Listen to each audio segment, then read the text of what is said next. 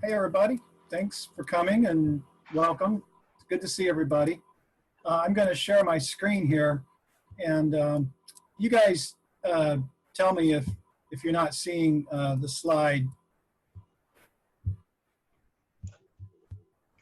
You should be seeing a slide now. Is that working? I guess somebody's got to unmute. Not yet, Paul. Okay, hang on a sec. I think I have to hit the share screen button. Okay, now we have. There we go. How's that? We got it. Yes. Let me pull this off somewhere. There. All right. Get started. Okay. The band's going to take it away.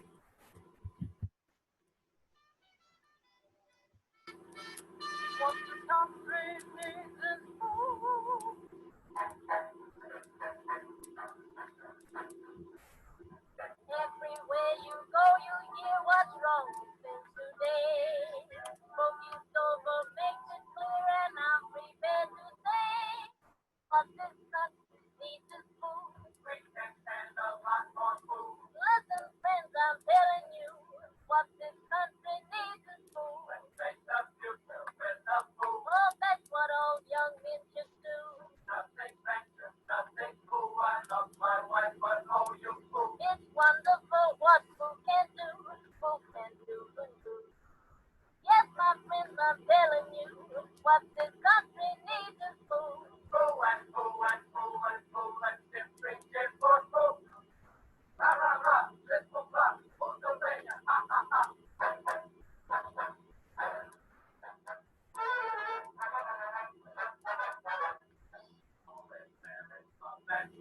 Love is food and food to you. I'd give my kingdom for a food. Is there a doctor in the food? Good time will sing. So gather roses while you fool. You are food. Oh, my friends, it's all the truth. What this country needs is food. Food and food and food and food and get reaches for food. California, food, food, food.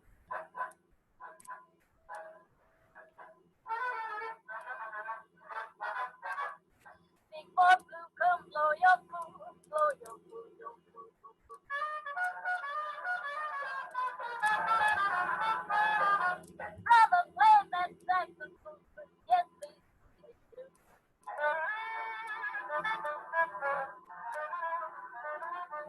That was strictly in the food, the food, the food, the food. Come on, boys, let's go around, and we'll have a swing of food.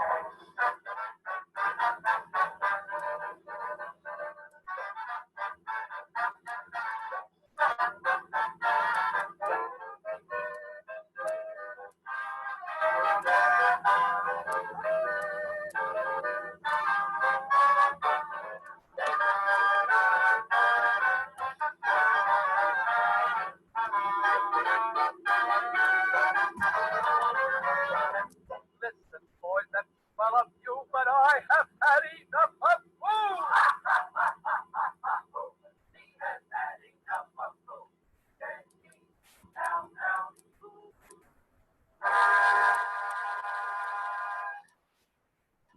All right.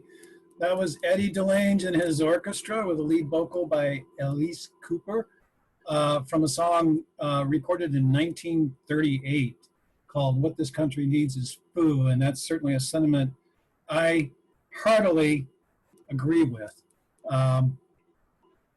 The Screwball comics came out of a time of great stress, and we're in another time of great stress. By the way, the art that you see on that sheet music cover is indeed by Bill Holman. So I'm here to talk a little bit about my book, Screwball, the cartoonist who made the Funnies funny, published by IDW in October of last year. And I'm proud and humbled to say it's been nominated for an an Eisner Award, and it's gotten some attention. I'm really pleased because the idea was to try to bring back some of these cartoonists and these forgotten comic strips. So I thought I would talk a little bit first about what exactly I think a screwball comic is. And I'll start by reading a little bit to you from the introductory essay which I wrote called Accentuate the Ridiculous, Eliminate the Rational. Thank you, Johnny Mercer. They didn't call themselves screwball cartoonists. In fact, there was no term for the particular kind of manic, ludicrous, grotesque, explosive, compressed, dreamlike cartoons and comic strips that first appeared in late 19th century humor magazines and peaked in newspapers in the 1930s. So I see screwball comics as being a subset of humor comics. So you can have humor comics like, say, Blondie, right? But to me, Blondie, while it might have some screwball moments in it, you know, like the Dagwood sandwich or a little bit of chaos from time to time, by and large, it's working on a different level of humor. But screwball comics are the comics that have high octane, high energy. They rocket off the ground. They're stuffed with gags. They're nutty. One definition I found of comedy from Ed Wynn, or comedians rather, was really helpful. Ed Wynn, you know, the great vaudeville and stage and film comedian Ed Wynn said, a comic says funny things, a comedian says things funny. And so he's making a distinction between joke tellers and people who can make you laugh by their sense of humor and their personality and their craft. And so we could take that definition if we think of screwball artists as people working, as comedians working in pen and ink. And we could say a screwball cartoonist is not necessarily someone who draws funny comics, but instead someone who draws comics in a funny way. So I see screwballism, and by the way, I made up the term screwballism. I stuck it in the book. You know, if you can have surrealism, futurism, Dadaism, Cubism, I think we could have screwballism. And it's a sensibility more than it is a genre or a form. It's a sensibility, a sense that this place that we live in doesn't make a whole lot of sense sometimes. And you can either draw the drapes, sit in the dark and cry about it, or you can laugh and you can embrace the nonsense. And I think that's what these cartoonists did, and I think that's what their comic strips continually remind us, that laughter really is, you know, the best medicine. Here's some examples of what I'm talking about. Here's a crazy Rube Goldberg invention cartoon from 1916, How to Strain Soup Through a Full-Grown Beard. So in the midst of this grotesque, crazy, energetic, dynamic cartoon that he has invented and drawn, he puts a bird, right? And this could be just an ordinary, regular, generic, stock cartoon bird. But Rube's throwing in another joke. This is a pool hawk, and he's got a pool cue for a nose. Or how about Walter Hoban, right? So when he draws backgrounds, he doesn't just draw a door and a safe in the background. He's going to put signs on them that have funny things. Enter without knocking and remain under the same conditions, so that it becomes just as much fun to look for these little signs in the background and read them as it does to read the main joke. Here, how about Frederick Opper, right? In 1909, here he is. He needs to draw his character tripping and falling down the stairs. And look how brilliantly he's done this. I mean, this is a cliche today, but in 1909, this was super fresh and highly innovative. And, you know, and this is actually years before Nude Descending a Staircase. This is Happy Descending a Staircase. What do we have? 12 heads, maybe 20? I don't know. 12 or 13 canes and one and one mouse flying out of the way. In fact, you see these spins in Opper's work a lot, and they get picked up by other screwball cartoonists. And I labeled them in the book the screwball spin, for lack of a better term. So here's one from Opper from 1907 with his character Maud the Mule. Here's one from 1908 involving a policeman and an alligator. And then here's another screwball spin by another cartoonist named Walter R. Bradford. He's here, there's a comic strip called Languid Leary and his magical tomato can. And he's not only doing the screwball spin, but he's lampooning Happy Hooligan. Now, Bill Holman, when he wants to show a character registering surprise, he doesn't just draw his hat flying off his head. He draws his teeth flying out of his head. Sometimes he will draw the character's clothes flying off their body. Sometimes he'll draw their very body parts flying off and apart. George Swanson, okay, he wants to show in the last panel of his Sunday page a character reacting to the punchline.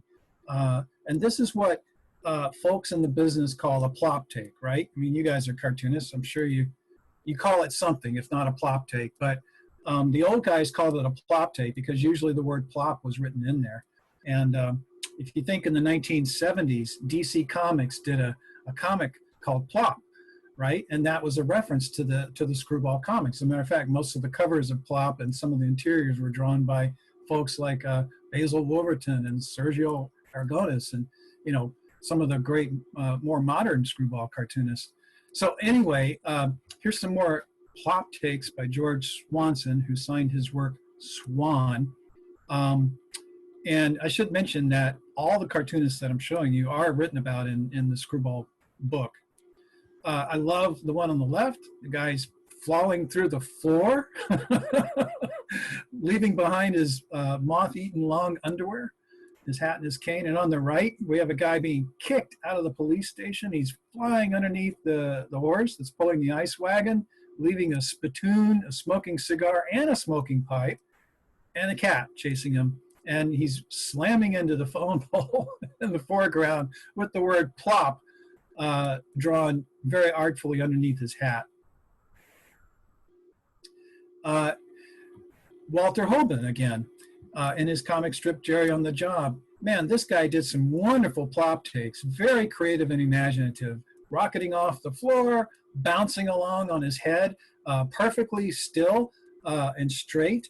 Almost, Michael Tisserand said this was almost like Buster Keaton and the way that he wouldn't register very many reactions to the chaos happening around him and to him. I love this one in particular. Mr. Givney is reacting to Jerry's stupidity by flying off the floor and then wafting down ever so gently like a leaf in the wind. Now, 20 years later, we've got Tex Avery in his Warner Brothers and MGM cartoons, still using the plop to brilliant effect. Here's one from Dumbhounded with an incredible grotesque exaggeration.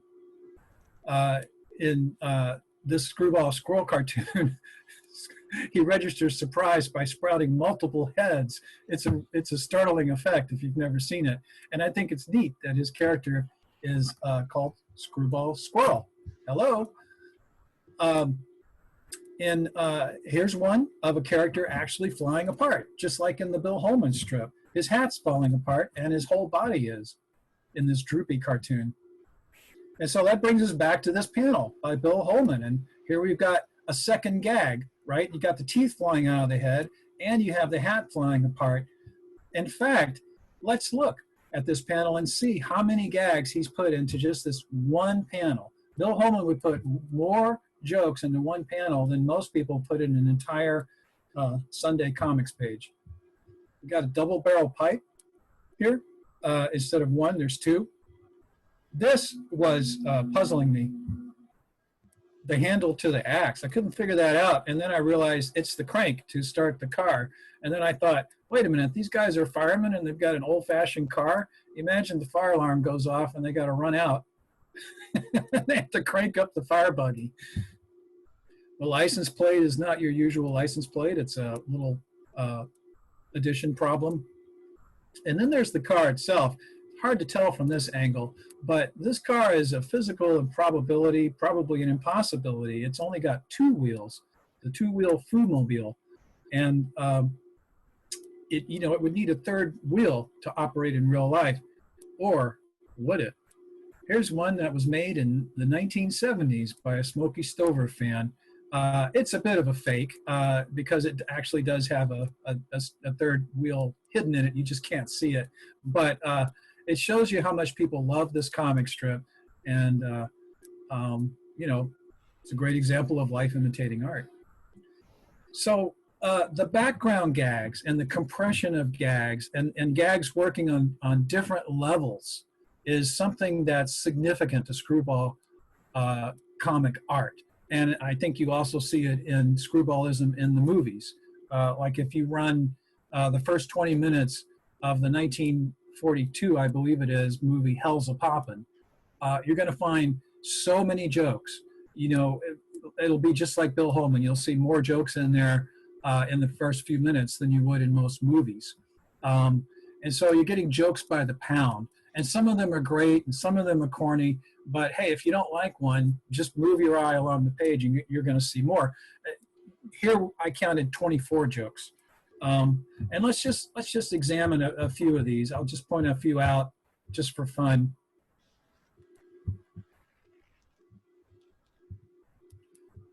So instead of signing his name Bill Holman here, he's signing it Dill Holman.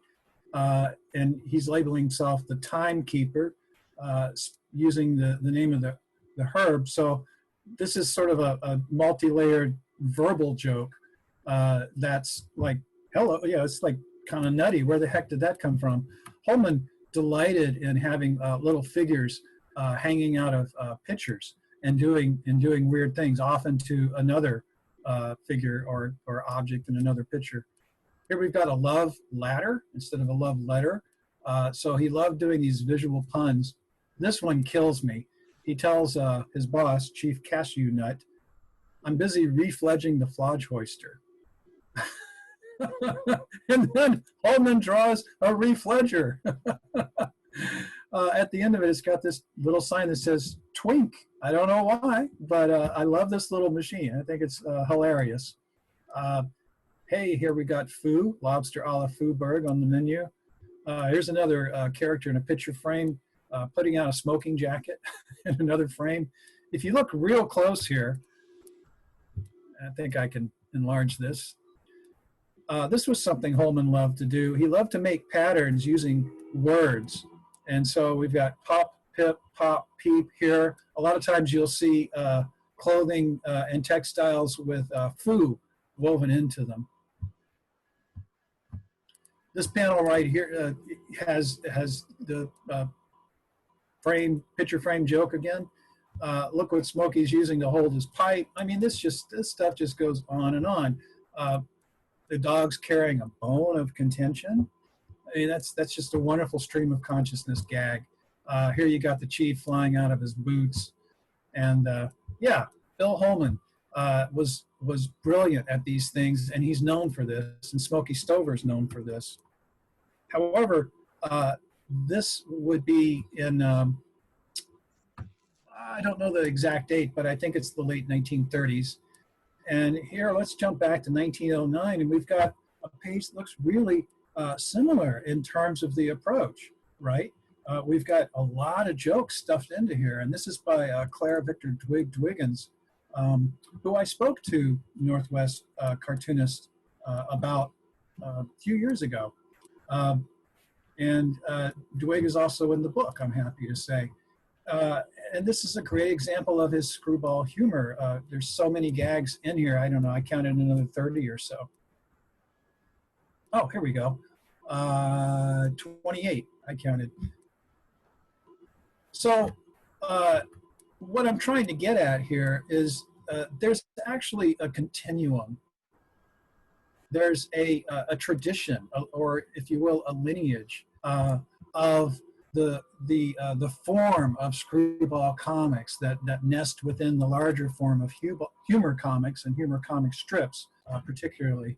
And I should mention that Screwball, the book, focuses on humor comic strips in the American newspaper from about, from the dawn of them, from the start in the 1880s, all the way to just around the start of World War II. And there are many more Screwball comics in this period that didn't make it into the book. And there's also many more Screwball comics that come afterwards. It sort of transfers over into comic books. And I felt it was just too much for one book. And so I limited the book to just comic strips between those years. But what does come after? And what we get is the brilliant Mad, right, by Harvey Kurtzman.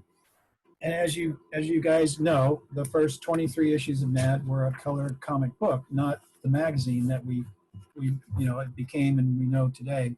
I have here, I don't know if you guys can see me on the camera, but I have here a little book that came out. It's a collection of Smokey Stover cartoons. And Harvey Kurtzman wrote the introduction in 1985. And in the introduction, he said, he's talking about all these little doodads that Holman put in the background. And he says, could it be that's what inspired me to Pots Ruby and for Sludgener? Was it Holman's technique, putting those tchotchkes in all corners of the panels? Picture portraits with the portraits come to life, jumping out of their frames? Could that have been what inspired us to fill our Mad magazine panels with those nonsensical details? Could that have been it? I think so, Bill Holman. I think that you stamped my young, impressionable brain with your indelible ink. So, foo to you and many more notary Sojaks, Bill Holman. You made me what I am today. I hope you're satisfied. This is a panel from a 1954 comic drawn by Will Eldner and undoubtedly laid out by Harvey Kurtzman and written by him. But Eldner stuffed in a lot of these gags, which he called chicken fat gags. It's a kind of a Jewish, heritage label, and it refers to the globules of chicken fat that float on top of the chicken soup, and that's where the taste is, that's where the flavor is. And so he would stuff in these gags, but he's obviously working in the tradition of cartoonists who have come before. I love this original art, which was, it might still be up for auction at Heritage Auctions. It was when I put this together a few weeks ago. But check this out. You've got the signs right here: Easy Street, Easiest Street, Easily Street, Uneasy Street. I mean, man, this thing is like a poem. Speakeasy Street, Skid Row, Slippery Row, Slimy Row, Slick Row, Slide Rule Row, Marilyn Monroe, Sidney Green Street, Cook Street, Chef Street, and it finally gets us to Baker Street, which is where we need to be, because that's where Shamrock Sholmes lives. And here we've got a real similar image to what we've been looking at, things flying apart, flying off the character's body. Remember the stuff flying off the George Swanson character, the pipe and the cigar and the long underwear. And then it's also Screwball Spin as well. So these guys were building on what came before. This didn't just come out of thin air. And in fact, you could say that the book Screwball is an attempt to lay out the road to Mad. What influenced the guys who created this iconic mid-century comic, and who influenced those influencers? And so that's what this book does. It traces it all the way back. So as I explored this question, who influenced Mad? Where the heck did Mad come from? What's this humor all about?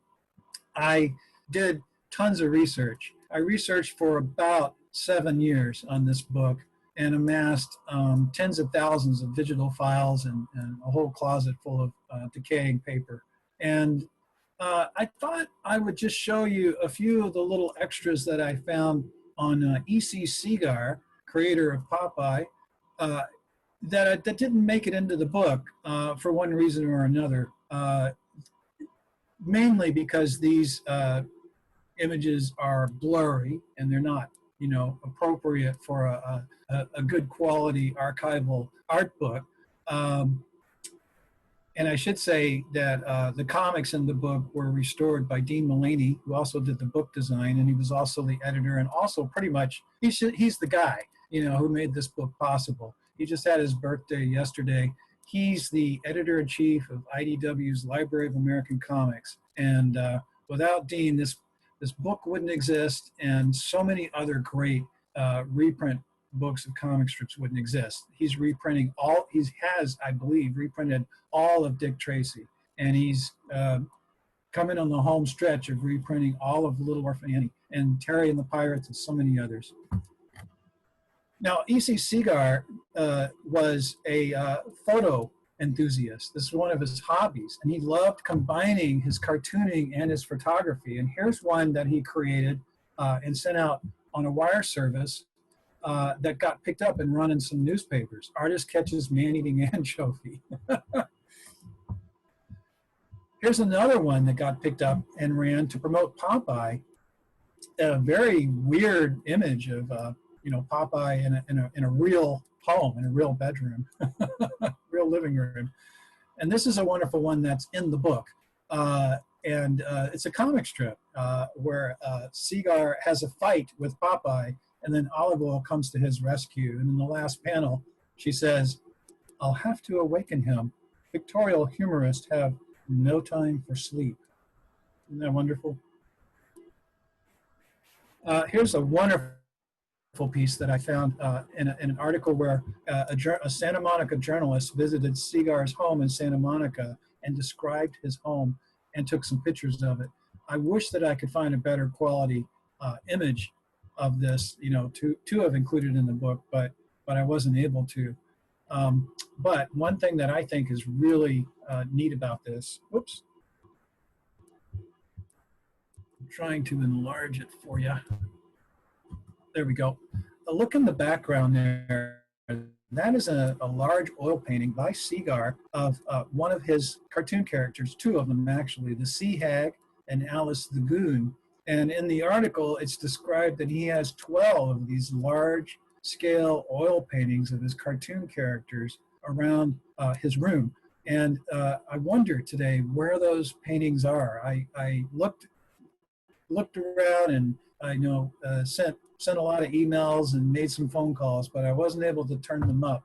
I don't even know if they still exist today, but if they are found, or if anybody listening here knows anything about it, please let me know. It'd be great to get these out to the world. And Segar here is acting like a real kook. He's playing what looks like a cello or a bass violin instead of doing his cartooning.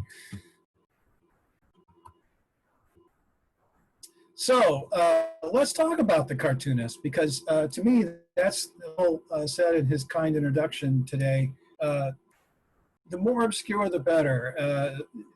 What I really loved about doing this book was not just finding the comics and reprinting those, but also telling the stories of these cartoonists. Many of these stories have been lost to time, and in many cases, there was no written account of the cartoonist's life and career. So it had to be reconstructed from all those little newspaper clippings I found. It was kind of like trying to build a battleship out of toothpicks to put their stories together and then weave that into an overall arc of the rise and peak of the screwball form in the American newspaper comic strip. So I focused, like I said, there's a lot of cartoonists that you could put into this book, but here's the ones I focused on. Frederick Opper, Eugene Zimmerman, who called himself Zim, Walter R. Bradford, Claire Victor Dwiggins, who signed his work Dwig, Gus Mager, creator of Hawkshaw the Detective and, Mager's Monks. George Harriman. Also, I'm showing you these in the order that they appear in the book. Each of these has his own chapter with a bio and a gallery of their art. Rube Goldberg, and these are arranged, I should say, by birth date. So you're also getting the timeline of these artists. You're getting to see one generation follow another generation here. Walter Hoban, E.C.Segar, L.C. Chrysler Segar, the great Milt Gross, who we'll take a look at later, the wonderful Gene Ahern, George Swanson, Bill Holman. So you see Bill Holman comes kind of at the end of this lineage. Bing Fuller. And where is he? Oh, there he is, Booty Rogers. So this is the cast of characters in the book. This is our rogues gallery. So let's take a look at a few of these. I wish I had time today to go into some detail and information about every one, but I've picked, I think, 4 or 5, and we'll start with Frederick Opper. I was delighted to find this photo in a very obscure magazine called, I believe it's Editor and Publisher, and Brian Walker, the writer of High and Lois, son of Mort Walker, and a great comics historian in his own right. He did the original collection of Nancy that has the essay in it, How to Read Nancy, that many years later was developed into the full-scale book by Paul Karasik and Mark Newgarden. Anyway, Brian very kindly gave us a scan of this picture. This is the only photo I have ever seen of Frederick Opper smiling. This is late in his life, and he's surrounded by his grandkids. This is what you usually see when you try to find a photo of the greatest humorist of his era. He's not smiling. Winsor McKay said, if you found him coming, walking up to you, you'd think he was coming to collect the rent instead of being a funny man.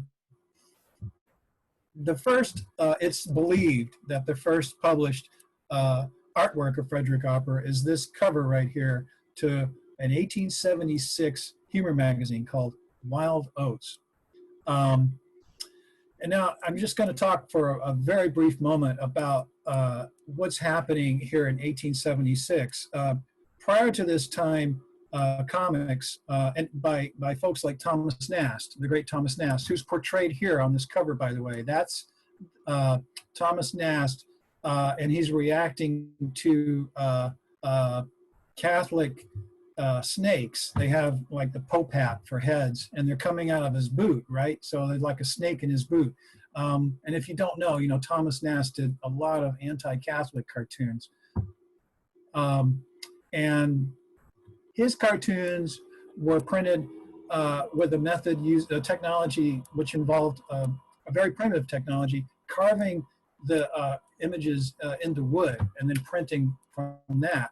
And it would take so long to engrave the comics into wood that the blocks would be sawed and split up into sections. And so multiple engravers would be working on one cartoon. So it was really expensive to do cartoons and graphics in publications. And this is why, prior to this period, in the mid 1870s, most of the publications that you look at don't have many graphics. And that's why one reason Harper's Weekly was so successful, because they rolled out the dough to have graphics, and they had topical cartoons. So they were able to produce them really fast, but they had to employ a whole army of engravers to get this done.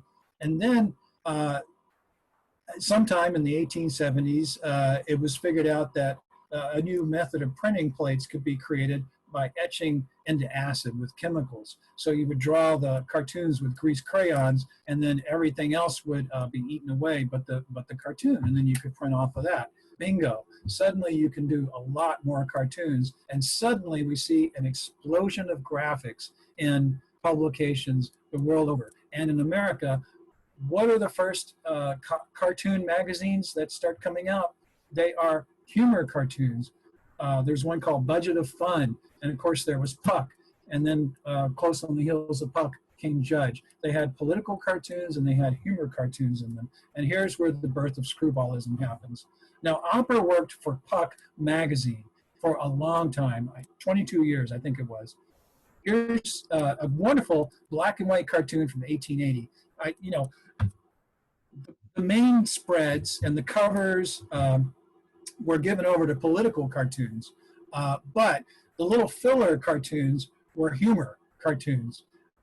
And these I love. And here's one where he's thinking about a masquerade ball and the costumes people could wear. And he's got a Brooklyn Bridge costume. And the significance of this is the year the Brooklyn Bridge opened. And I love this costume. It takes two people, and they're like walking around this party, knocking down the guest. Opper also saw the installation of the Statue of Liberty during his time at Puck. In fact, show you something cool here with the close-up. He put the Puck office in the background of this one. Isn't that neat? So this is a color lithograph. And the way they did their color cartoons back then was to draw them on lithograph stones. And the metal plate technology that I described didn't work for color, it only worked for black and white. So to get these color cartoons, they actually had to do lithographs. So there's a few interesting things about the lithograph cartoon. Number one, there is no original art, right? You can't buy the original art and frame it and put it on your wall. You might be able to find a lithography stone that has the grease crayon drawings still on it, maybe, but probably not, because they would wipe these things off and draw on them again. So you get a style of coloring that's very different from the American newspaper color comics. But those color comics were emulating what was done in lithography in the early days. That's why comics like Little Nemo are so beautiful. They were done by European craftsmen who had come up through lithography.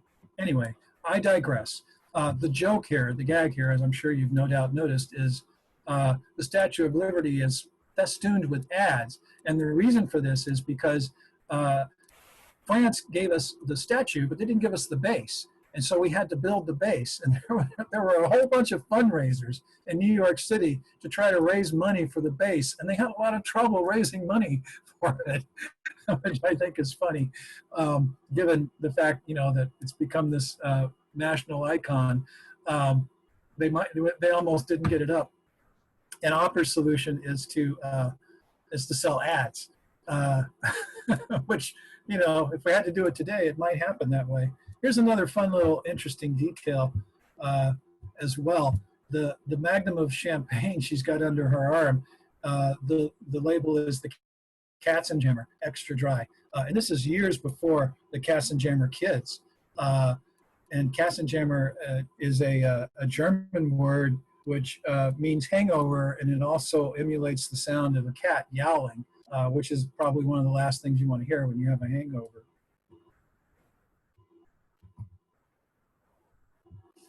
Now, Opper was an observer of the world around him, and he saw street people, tramps,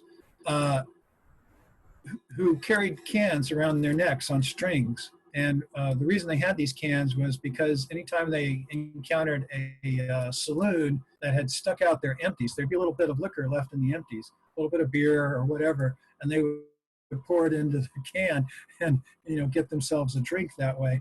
And so that's the evolution of Happy Hooligan's hat. That's why Happy Hooligan has a can on his head. Now, this is information that I had never seen published before in anything connected with Frederick Opper. So I was really excited to find that detail and get it in for folks. This is the very first Happy Hooligan comic from 1900. And a couple of things I want to say before I'm going to take you through the comic. Well, actually, I'll take you through the comic now. So Happy Hooligan comes up to a stage performance called A Perfect Lady, and they're advertising that real food is used in the banquet scene, which in Puck, I found many cartoons by Opper, in which he was making sport of the theatrical productions in New York City of the time. I found somewhere he's making a deal out of the fact that they had real water in their performances, real water tanks. And I guess this was a thing. You know, it's sort of like today when you go to the movie theater and it's 3D. You know, back then it was something extra. So in this case, it's real food, which of course appeals to our moocher, Happy Hooligan. So he walks right in on stage and sits down and helps himself to the food. And notice the audience has noticed him. They're no longer paying attention to the actress. They're watching him, of course, and they're, you know, smiling. I think they're finding it amusing. The actress is horrified. A stagehand has noticed him, and they chase him out into the arms of a policeman. So here we have the pattern of Happy Hooligan strips that continued for 30 years going on, minus one important detail. But you have Happy getting into trouble, and at the end he's being hauled away by the police. There are policemen on every street corner in Happy Hooligan's world, which I think is very interesting.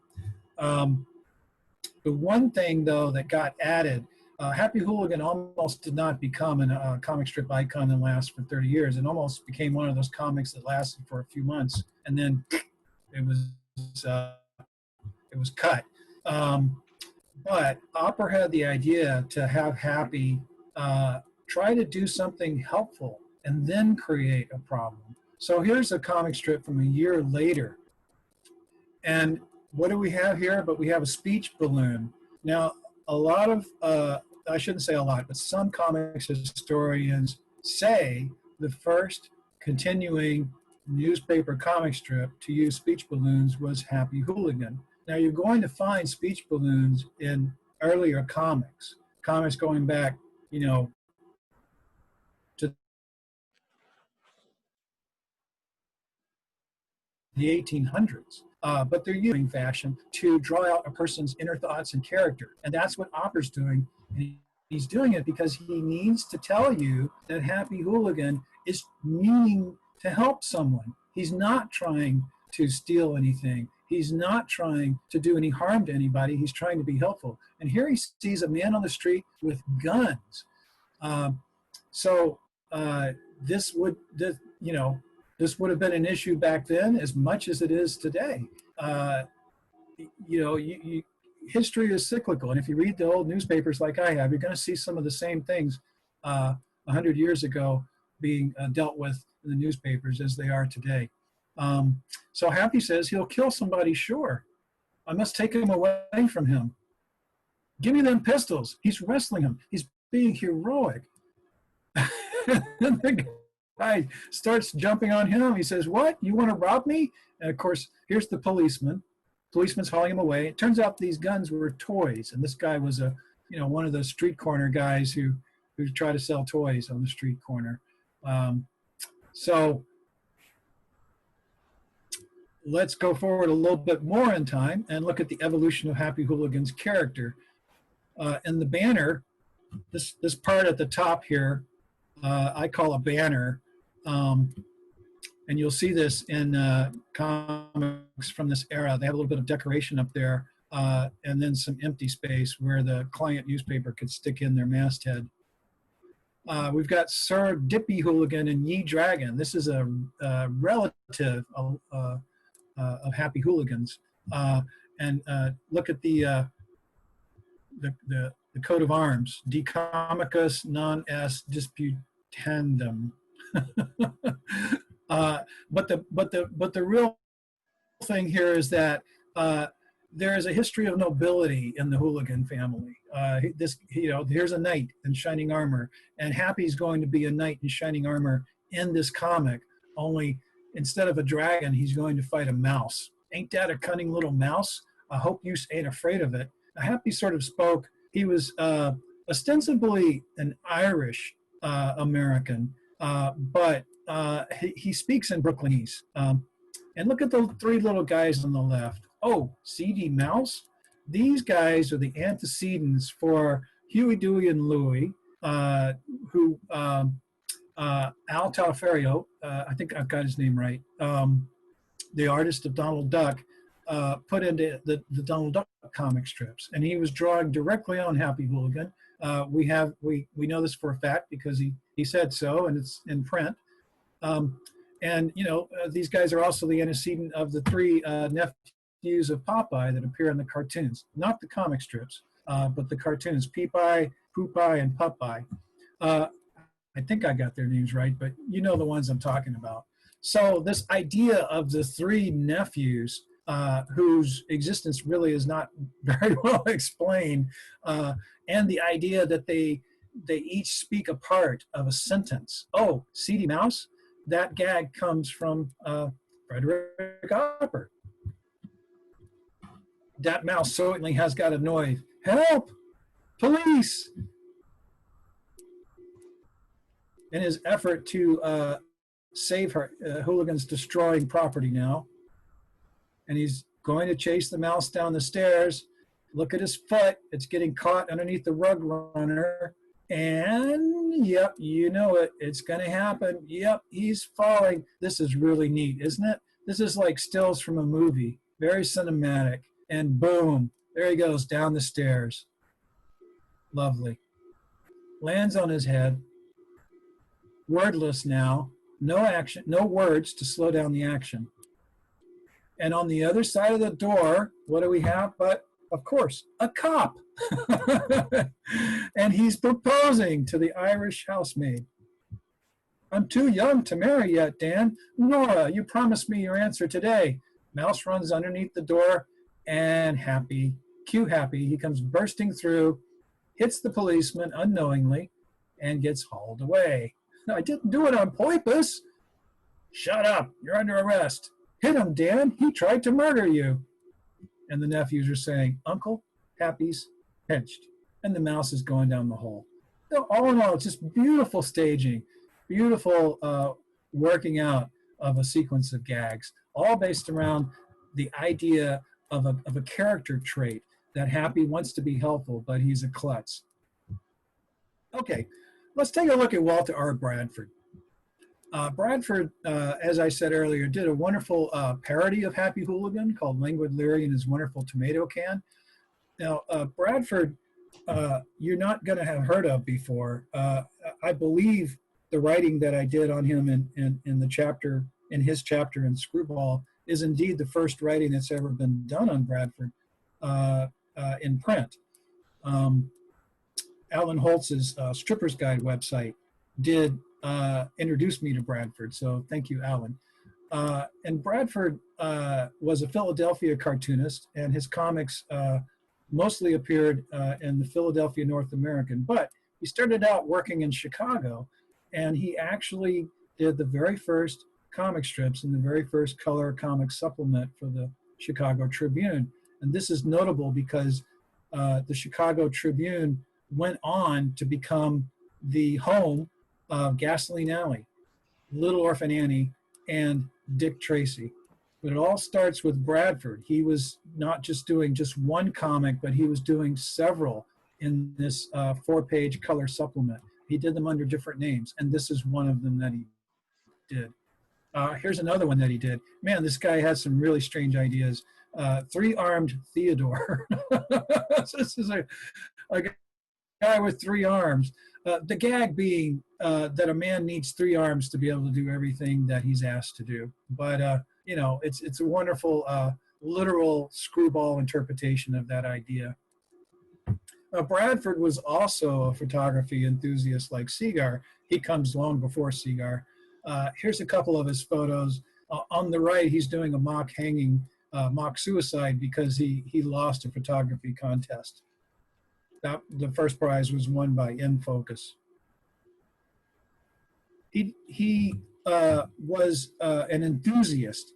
He would get excited about hobbies. He got excited about photography, Ford Model T cars, radio, and lots of other hobbies, boat building, fishing. And he would write articles and do cartoons, or in this case, he does a joke photograph. So he's writing this sort of fake article about, you know, how to create a prize-winning photograph for an actual real photography magazine called The Camera. And, you know, the example is Grandfather's Leg. Now here's some photos that I believe were probably taken by Bradford, but I don't know for sure. Now the guy, like I mentioned, had a brief period where he was enthusiastic about building wooden boats. So he built a wooden boat in his backyard. That might be him right there. He was a skinny fellow.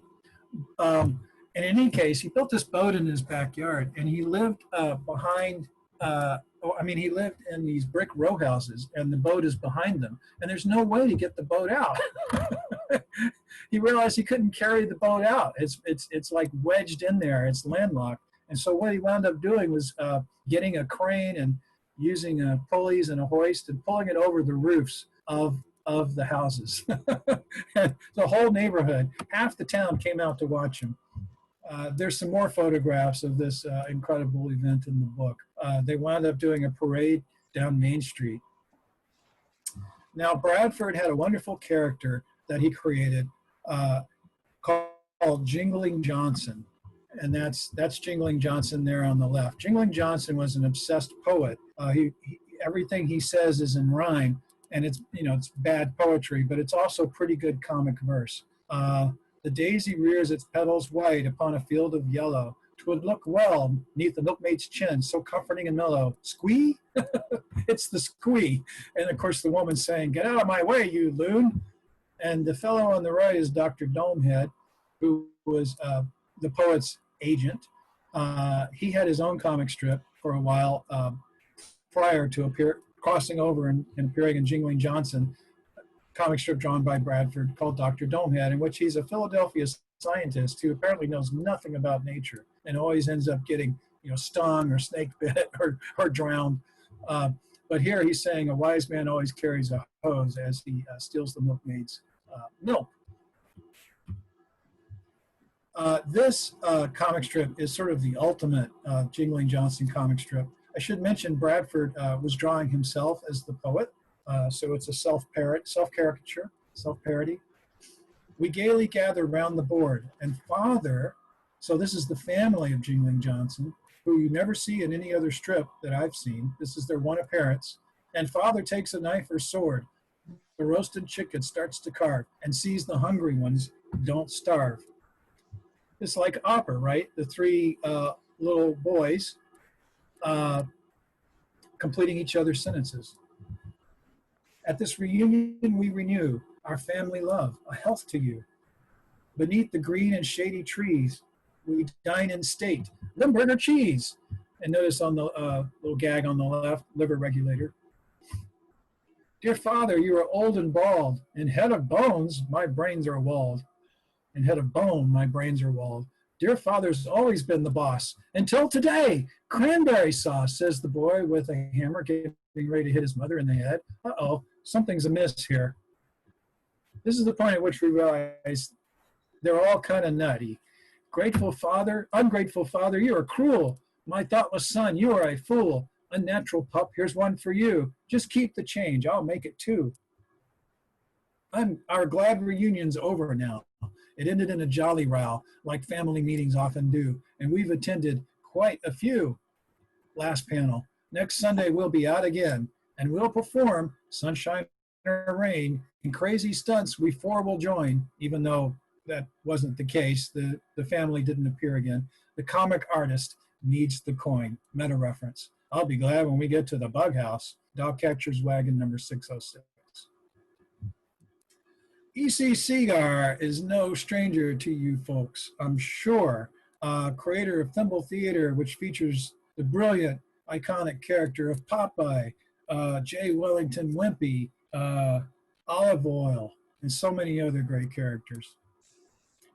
Segar started out, interestingly, I loved that I was able to piece together his story and sort of flesh it out a little bit. He started out at age 12 working in the opera house in the little town that he grew up in of about 900 people in Illinois. And the opera house began to show silent movies. And it's very possible that Segar cranked, the movies the projector had to be hand cranked back then. And it's very possible that he hand cranked some Charlie Chaplin cartoons. Charlie Chaplin's silent comedies. And then his first professional job as a comic strip artist was drawing an already running comic strip called Charlie Chaplin's Comic Capers. Turns out the guy drawing the comic strip, the guy who originated this licensed comic strip, died at a young age by falling out of a hotel window. And I have a little bit of information about that in the chapter. It's really interesting. Anyway, I'm not going to go through this comic except to call your attention to the very last panel, because I want to show you a later comic that relates to this. Segar is going to recycle this gag. They're trying to catch a pig. If they catch the pig, they'll get a financial reward. But Chaplin's sidekick, who is an original character that Segar created named Luke the Gook, he has captured the pig and he's butchered it and he's cooking it. Now, Luke is a precursor to Wimpy. Wimpy. I'll gladly pay you Tuesday for a hamburger today. Who here doesn't know that? I want you to come up to the house sometime for a duck dinner. You bring the ducks. Segar said he got more mail about this particular comic strip than any other comic strip that he ever published. So let's take a look at it. What you want, Wimpy? I'm running this dump for Roughhouse today. Popeye, my friend, I have a proposition to offer. My cousin Jim, a farmer, died. I was mentioned in his will and he left to me a cow. I am not interested. Don't bother me. I got to mold hamburgers and get ready for business. You know that I have no earthly use for a cow, so I will trade you my cow for 10 hamburgers. Now, what would I do with a cow? 8, then. 8 sandwiches takes my cow. Think of it. What a bargain. Of what use is a cow to me? I'm almost sorry that Cousin Jim died. Ooh. I gotta say, that's one of the funniest cartoon cows. Listen, old pal of mine. I will trade you my cow for 4 hamburgers. No. Old pal of mine, 2 hamburgers. Blasted, I don't want your cow. For 1 hamburger, my cow. No, I ain't got absolutely no use for no cow. Kind of interesting he gets the word Luke in there. Old pal of mine, even for a moldy one? No. Then will you lend to me a stale loaf of bread, an axe, and some kitchen utensils? Yeah, I guess so. Okay, go in the kitchen and get what you want.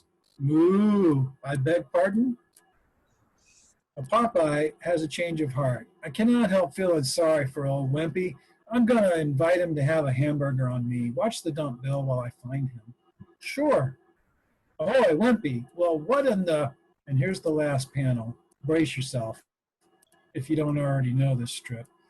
Wimpy is frying up some hamburgers, asking himself, pickle or onion? I'll have pickle, onion, and lettuce both, please. And he's butchered the cow, just like Luke the Gook in the comic from about 25 years earlier. The grotesquerie of this comic caused many readers to write in and protest. Many other readers wrote in and said they loved it. Segar, in an unpublished interview, which I quote from in the chapter, said that if only the people coloring the comic had browned it up a little, they made it too red.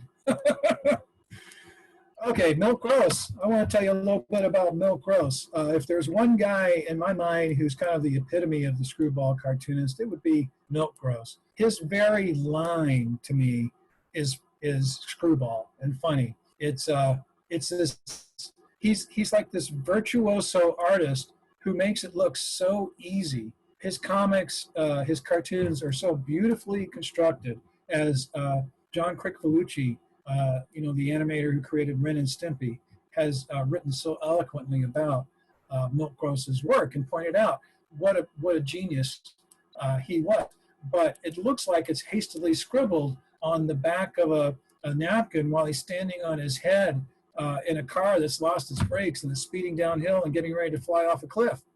Now, Milt was a double threat. He was not only a great cartoonist, he was a wonderful comic writer. And actually, his first success after working in comics for 20 years was a collection called Nice Baby. This was a collection of a prose column that he did.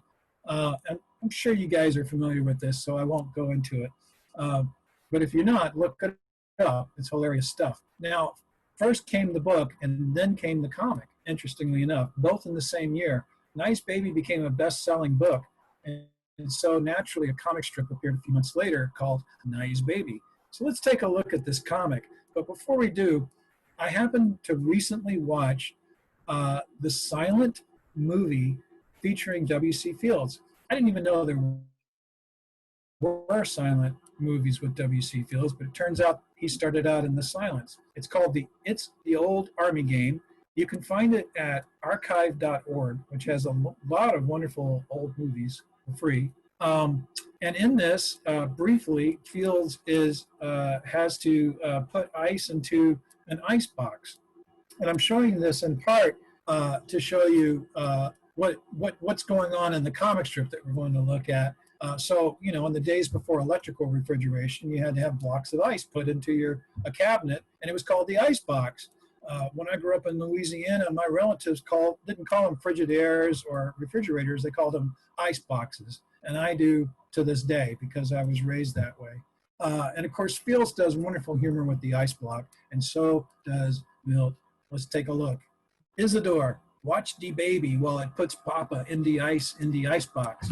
Now, another significant thing about Nice Baby, Milt Gross was famous for his Yiddish English dialect that he used. However, and I didn't realize this until I began to research him more, thoroughly. I thought I knew Milt Gross's comics, and I thought all of them had this funny Yiddish English dialect. It turns out only one of them does, and that's this one, Nice Baby. Everything else in the comics that he did has funny language, but it's not the Yiddish English dialect that he's famous for in his books.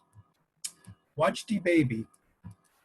So this is the Fiedelbaum family, and this is Papa Fiedelbaum, and Baby has closed the door, so he can't get this block of ice in there. I don't know how he could get it in anyway. It looks like it's about 3 times bigger than the door. Isidore! He's calling his son to help.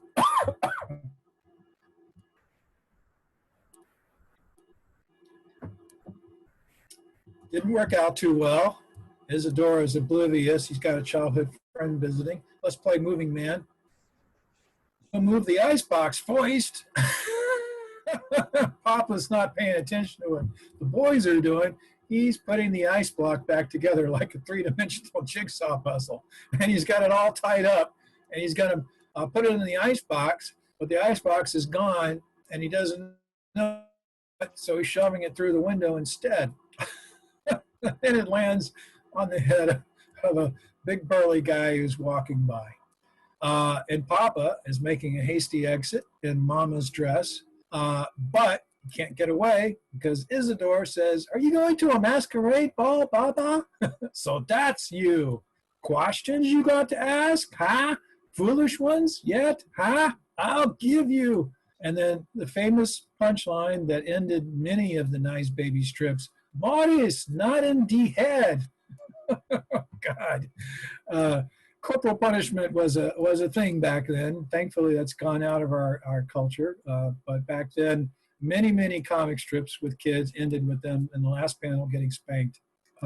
Notice the little nod to Rube Goldberg. Foolish Questions was a series that made Rube Goldberg famous in 1909.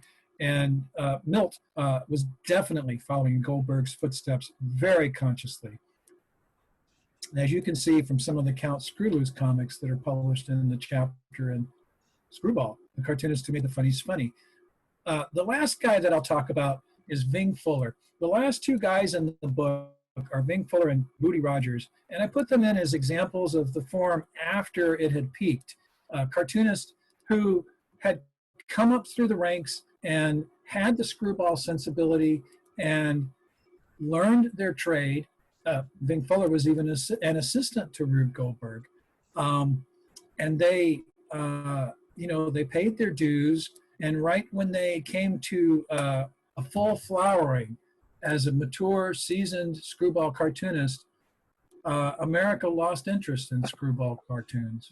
And the comics were starting to get smaller and smaller on the page. When the comics get smaller, there's less room to put in those crazy background gags or to do those crazy wild, panels where you've got 21s. There's just no room to do it. So also World War II was getting ready to happen. And after the war, there was a real different sensibility in the country.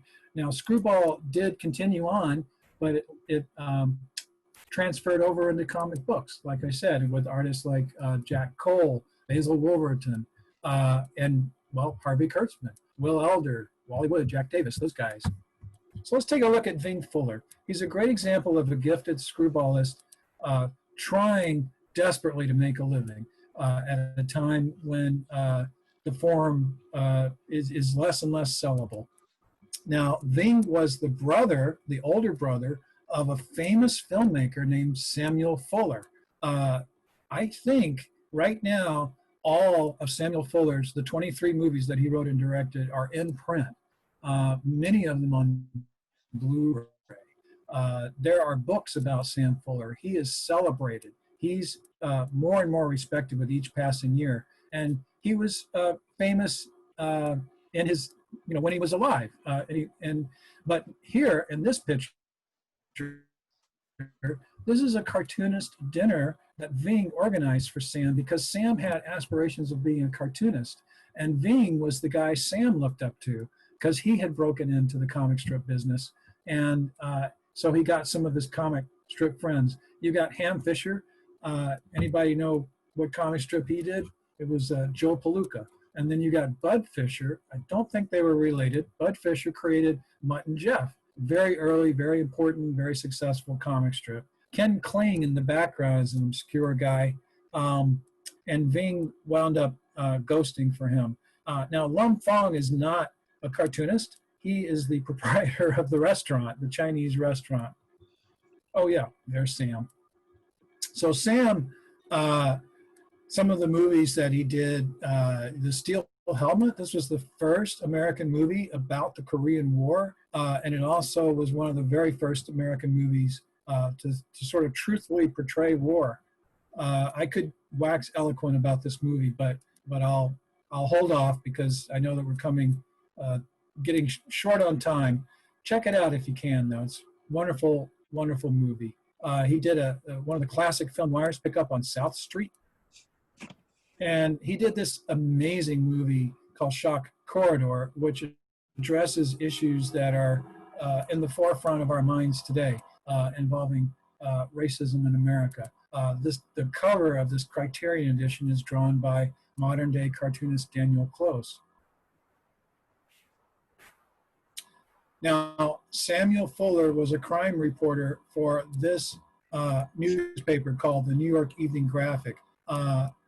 Before Sam got a job there, his older brother Ving was also working for the New York Evening Graphic as a cartoonist, as a sports cartoonist, and then a humor cartoonist. During this time, you also had in the funny pages Ernie Bushmiller doing an early strip called Mac the Manager. And in the columns, you had Walter Winchell doing his very first columns, and TV personality Ed Sullivan also doing his very first column. So the New York Graphic is historically and culturally important, but it wasn't very highly regarded when it was put out. It was the first tabloid newspaper. And in fact, Ben Yagoda in 1981, telling the story, said it was one of the low points in the history of American journalism. Some people called it the porno graphic. One of the things they did that's so strange was they had,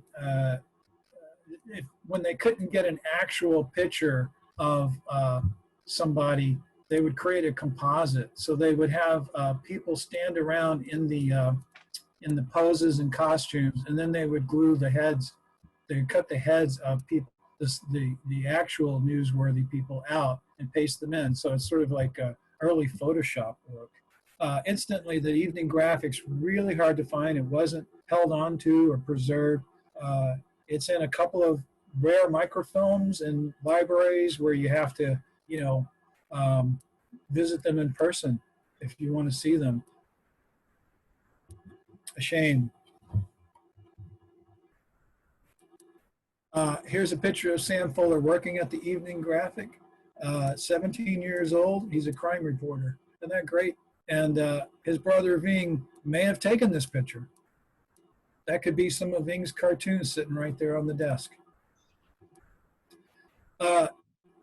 The interesting thing about working for the Evening Graphic is Sam and Ving both developed a journalistic approach to their creative output. Sam did hard-hitting movies about topical issues, and Ving did humorous cartoons using issues of the day. So in this comic that I'm going to show you that came in Collier's Weekly, he's dealing with scientific progress here. Dehydrated Foods Incorporated. So notice the similarity to Ernie Bushmiller's style. Man walks in to a business called Dehydrated Foods Incorporated, and you have little containers of beef, lamb, chicken in the background. So he buys one, but plot twist, it starts raining as he comes out, and he is, after all, carrying dehydrated food. We don't know which one he bought, though. The rain's coming down harder. He stuffs it under his coat, but it's no use. Whatever he bought is reconstituting itself, and it turns out to be a cow. Once again, a cow used for a gag. Now, Ving picked up on the idea of a psychologist and thought it would be a great idea for a comic strip. He created a comic strip called Doc Psych. He got the idea, he said, from, he was drafted. In his 40s, during World War II, he was drafted and had to go through basic training. And that's where many people encountered their very first and only psychiatrist was the Army psychiatrist. And so that gave him the idea for Doc Psych. So here's the very first Doc Psych comic strip from 1945. Doc Psych, you wonderful man, I'm so glad you dropped in. We're having a cocktail party. Come in, join us. No, no, Mrs. Splash. I'm not dressed. I just came back from the asylum. Nonsense. I want you to meet some lovely people. And it turns out the party they're having is not much different probably from what Doc Psych saw coming back from the asylum. So again, that continuing theme, the Screwball theme, the world is kind of crazy. Doc Psych was a psychologist like no other. He wore a top hat. He had flowing hair, a cigarette holder, goatee, mustache, and striped trousers. I'm surprised he's not wearing spats. There's a tradition of psychologists in comics a little bit. E.C. Comics did a series called Psychoanalysis. Fulbert Sturgeon, Frank Stack, did a wonderful psychologist comic character called Dr. Feelgood as part of the underground comics movement. And of course, this guy, he was a psychologist, and he pretty much almost killed comics, Dr. Frederick Wortham. Here's another topical event, 1945, dropping of the atomic bomb on Hiroshima and Nagasaki, killing hundreds of thousands of innocent people. Ving Fuller must have sat down at his drawing board days of maybe weeks later after this news and began to do gags based on the comic, based on the atomic bomb. Now, much later, he had evolved his comic strip to be a sort of Charlie Brown ripoff called Little Doc. And Little Doc has an invention, and he invents this piggy bank where the nose turns, combination nose.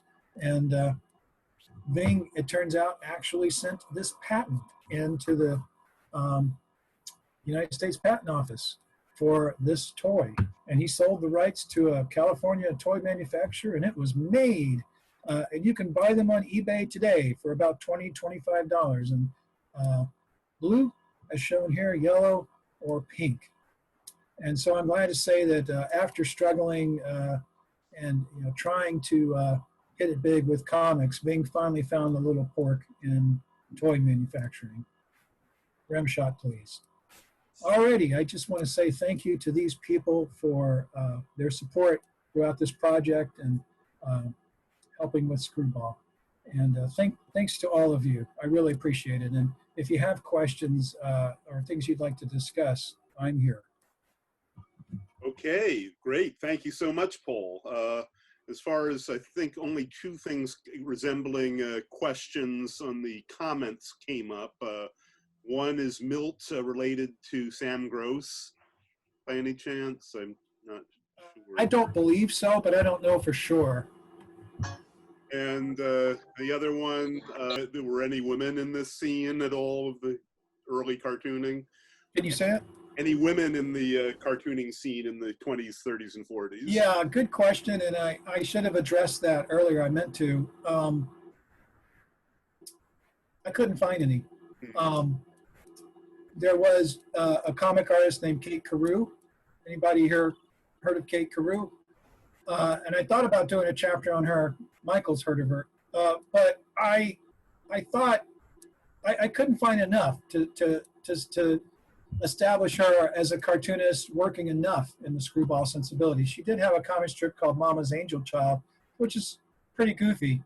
And one of those is reprinted in The Great Society as Nick's book, put out by Sunday Press. If you want to find that, and there might be a couple on the internet. They're really hard to find, but mostly she was known for her interviews of famous people like Pablo Picasso and Mark Twain and like that. If someone can find a woman Screwball cartoonist, I would be happy to include them in the next book. I don't have an explanation for it. I mean, there weren't very many slots available for cartoonists to begin with, and the newspapers were a male-dominated, patriarchy industry, I believe, for a long time. May still be to this day, and so there were women cartoonists working. Faye King was one. And of course, if you pick up Trina's book, which I thought I had right down here, but I don't. Yeah, here it is. Pretty in ink. Now, this is a historical book put out by Fantagraphics, which covers women cartoonists, but they're not specifically Screwball oriented, although there is some humor in them. So I recognize that's a something that might put some people off on the book, but what can I do? Okay, cool. And Carla, who kind of asked the question, also provides a link in the comments to another article on that. Next question, Michael Dooley would like to hear your thoughts on the evolution of the comic Screwball sensibility as it connects to American society and culture beginning, say, during Opera's time. What was the question? Michael Dooley asked, I'd like to hear Paul's thoughts on the evolution of the comic strip Screwball sensibility. Okay. Connects to American society and culture during culture beginning, say, during Opera's time. So I think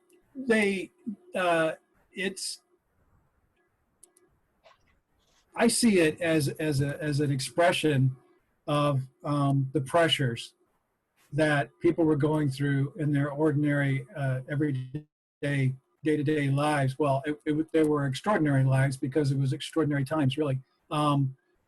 So, Sorry. and you had technology beginning to infiltrate itself into everyday life. The invention of the light bulb and cars, and comic strips back then are full of this. They're using this, for fun, but they're also expressing anxieties about it. People are always getting run over by automobiles in early comic strips. So someday I hope to do a book about this called Suspicion of Progress, about how technology was not very well embraced by popular media, and especially comic strips. So that created a sense of pressure. And then along comes World War I, which, because of technology, was an unimaginably horrible, bloody conflict. And some of the cartoonists that I have written about went to war, fought in the war. There's another book that I'd love to do, which I would call Torn Strips, about some of the cartoonists we lost to World War I, some very talented, gifted cartoonists who fought and didn't survive it.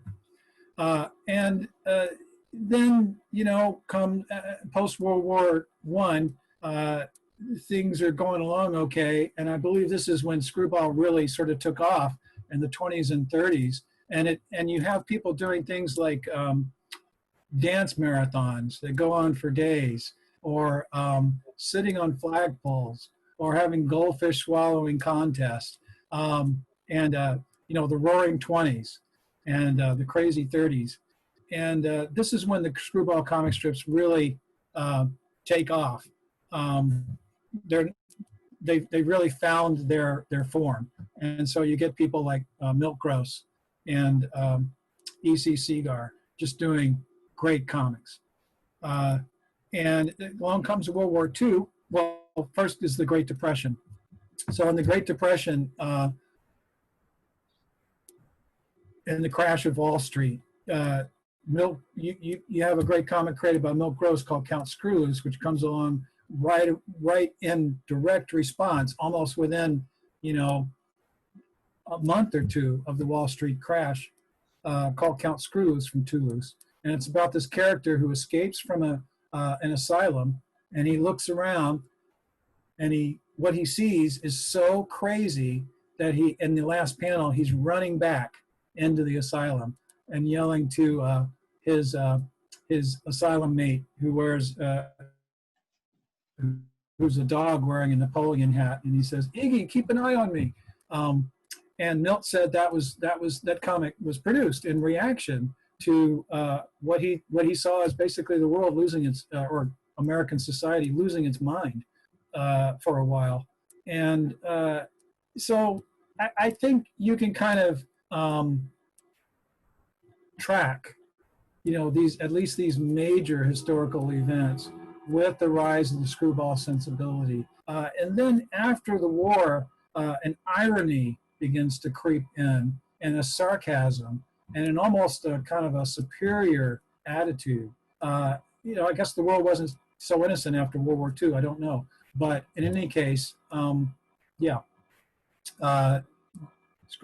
goes out of the comics, but it continues. And it continues to stay. I mean, you'll see moments on Saturday Night Live that are pure Screwball. There's no reason for them. They're just doing them to be silly. They're embracing nonsense and absurdity because what they're talking about is absurd, and that's the only way they can express it. So there you go, Michael. I'm sweating bullets here trying to answer your question, but it gives you a little bit. Hey, now we're picking up More here. to be said on that.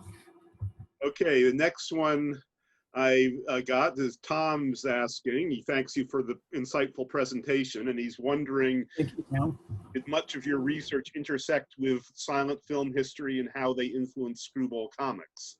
Oh boy, that's a great question. That's actually the next book I'm working on, to see the relationship between the early humor comics and the early silent films. If you think about it, both forms were born at the same moment.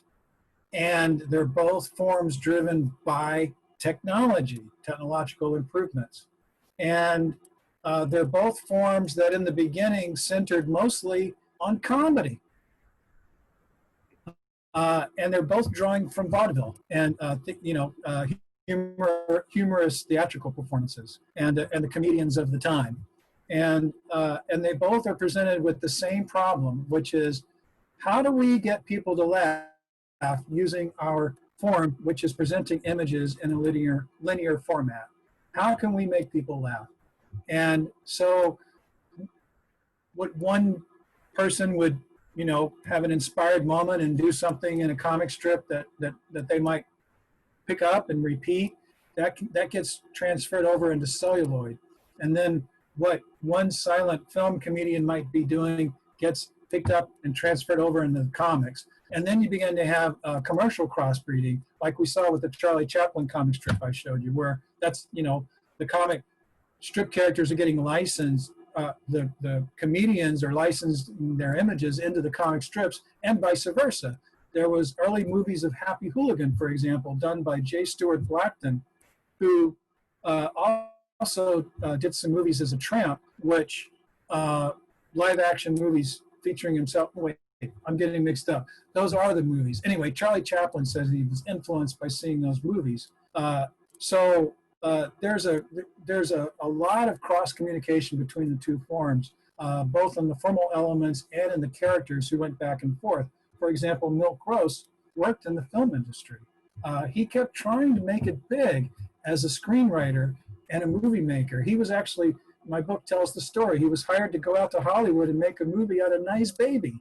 Not as a director, he was casting and he was writing the screenplay. And it was going to be one of the very first talking movies. Can you imagine hearing Milt Gross's Yiddish English dialect in an early talkie? How cool that would be. And apparently they filmed it.